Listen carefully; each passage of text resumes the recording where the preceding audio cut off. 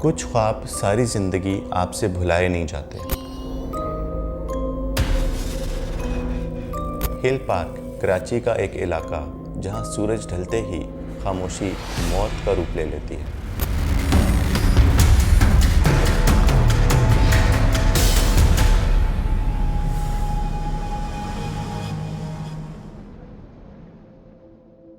Hill park area Karachi का वो हिस्सा जो दिन के वक्त भी थोड़ा अलग महसूस होता है, लेकिन शाम 7 बजे के बाद वही गलियां अजीब सी सांस लेने लगती हैं।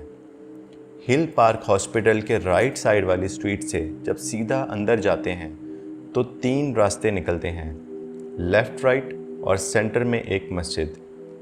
लेकिन लेफ़्ट वाली स्ट्रीट वो कुछ और ही है।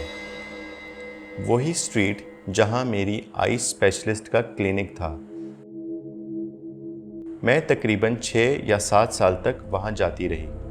क्लिनिक के सामने एक कच्चा और वीरान इलाका शुरू होता था जो सिर्फ एक दीवार से बंद था। लेकिन उस दीवार के पीछे क्या था ये किसी ने कभी नहीं जाना। वो स्ट्रीट, वो कॉर्नर, वो खामोशी इंसान के जिस्म में कपकपाहट डाल देती थी।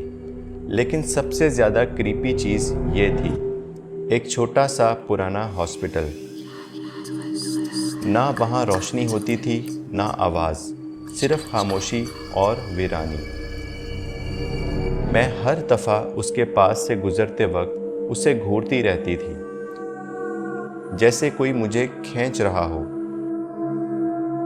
और उसके बारे में सोचती रहती थी।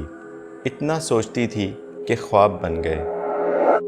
ख्वाब भी ऐसे जैसे मैं उस हॉस्पिटल में अकेली हूँ, पूरा का पूरा खाली, सिर्फ मैं और कुछ चीज़ें जो हिल रही हैं। स्ट्रेचर खुद ब खुद चलना शुरू कर देती, दीवारों पर खून, जगह जगह लाल दाग।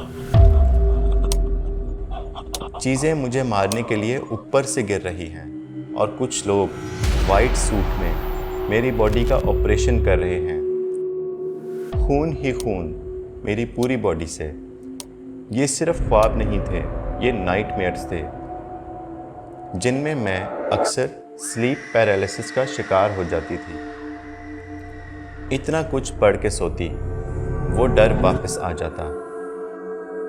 एक दिन मैंने ये सब अपने डॉक्टर के मैनेजर को बताया। वो शख्स अजीब था, हमेशा चुप और किसी और दुनिया में खोया हुआ। जब मैंने अपने ख्वाब सुनाए, उसके चेहरे पर एक अजीब हल्की सी स्माइल थी और फिर उसने कहा, दोबारा उस बिल्डिंग की तरफ मत देखना, वरना वो लोग तुम्हें और ज़्यादा तंग करेंगे। मैं जम गई, पूरी बॉडी में ठंड सी दौड़ गई। मैं सिर्फ 15 साल की थी।